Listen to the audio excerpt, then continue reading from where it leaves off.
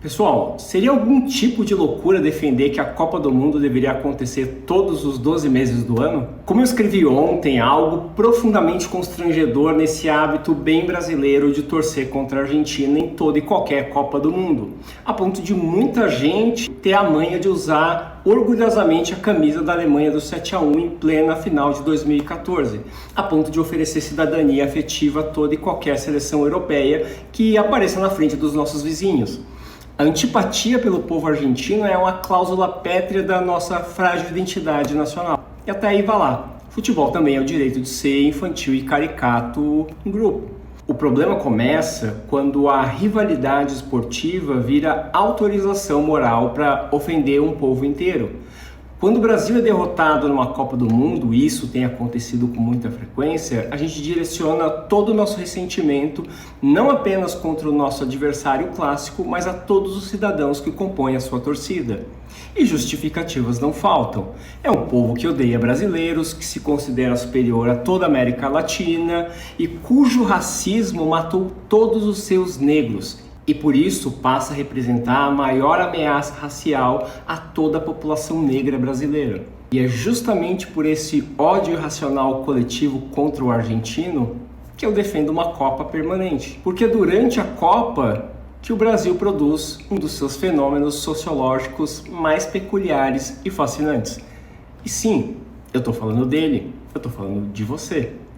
O branco militante antirracista em tempos de Copa. A cada 4 anos, o branco brasileiro abandona temporariamente as suas atividades habituais no pacto narcísico da branquitude e assume a linha de frente no combate mundial ao racismo contra os argentinos. Essas pessoas brancas peronomútil que se creem europeias e por isso mataram todos os seus negros. Um diagnóstico histórico geralmente formulado entre uma Heineken, um tweet e nenhuma leitura séria sobre a Argentina. O fenômeno é fascinante porque ele revela não apenas como o branco brasileiro compreende o racismo, mas principalmente como ele se localiza dentro dele. Estamos em pleno 2026 e uma parte considerável dos brasileiros brancos ainda só consegue reconhecer o racismo quando ele possui rosto, gesto, autor, vítima e um vídeo feito com celular. É o racismo interpessoal, a ofensa, o xingamento, a imitação de macaco, a agressão praticada por uma pessoa identificável contra a outra.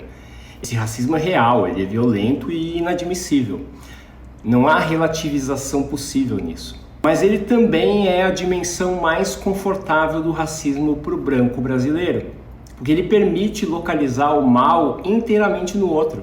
Existe um culpado visível, de preferência estrangeiro, que pode ser apontado, condenado e expulso da comunidade moral sem que ninguém precise rever a própria vida.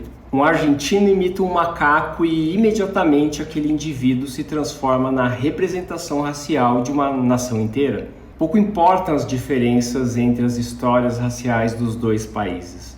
Pouco importam as pessoas negras argentinas falando sobre a própria experiência. Pouco importa que nenhuma sociedade seja racialmente explicada por um único vídeo, uma única arquibancada ou um único imbecil. Nada disso significa que o racismo argentino não exista, porque ele existe, claro.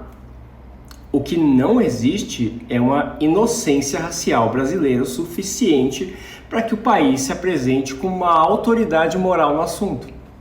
Porque o racismo não é apenas o homem que chama uma pessoa negra de macaco. É também o homem que nunca contrata uma pessoa negra, nunca promove uma pessoa negra, nunca divide o poder com uma pessoa negra e ainda acredita que seu escritório inteiramente branco é resultado espontâneo de uma certa meritocracia. Imitar um macaco é racismo, claro, mas um país não se torna menos racista apenas porque o seu racismo aprendeu a usar Excel, a vestir camisa social e enviar convite pelo Google Calendar. É aí que entram as camadas que o branco brasileiro antirracista em épocas de Copa prefere não enxergar. O racismo institucional e o racismo estrutural. O primeiro deles aparece no funcionamento das organizações, das empresas, da polícia, da justiça, das escolas e do Estado.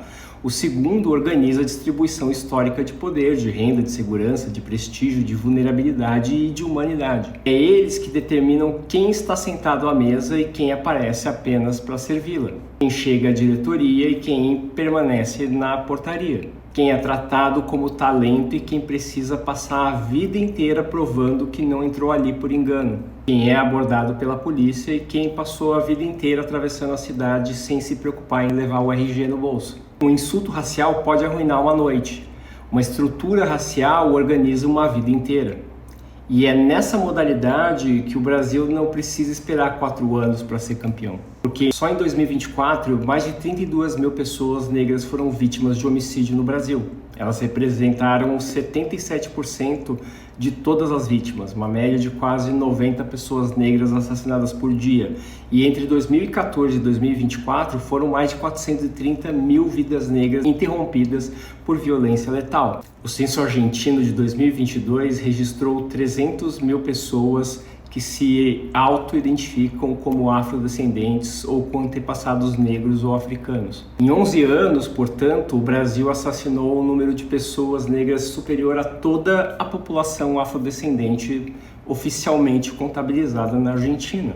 Eu repito, superior à população inteira. Eu não uso a palavra campeão por leviandade, uso porque esse país parece só compreender uma tragédia quando ela vem acompanhada de uma tabela, de um ranking, de um hino e de uma taça. Como um homem preto, eu não preciso que um branco brasileiro escolha por mim qual racismo eu devo considerar intolerável. Não existe uma escolha entre o insulto e a bala. Ambos são violência. A diferença é que o insulto racial praticado pelo argentino produz escândalo imediato entre os brasileiros brancos, enquanto a estrutura racial que mata, exclui e empobrece pessoas negras do Brasil é tratado como paisagem. O gesto do argentino rompe a etiqueta. A estrutura brasileira, por outro lado, preserva a disposição de todos os assentos nas arquibancadas só para pessoas brancas. E é por isso que a minha pergunta é outra. Por que as mesmas pessoas brancas que justificam a sua torcida raivosa, violenta e desproporcional contra argentinos, com o argumento de que os argentinos são racistas, não demonstram a mesma revolta nos lugares que elas frequentam todos os dias aqui no Brasil? Por que não se incomodam nos restaurantes em que as pessoas negras aparecem em muito maior número, quase que exclusivamente, carregando mais pratos do que ocupando as mesas?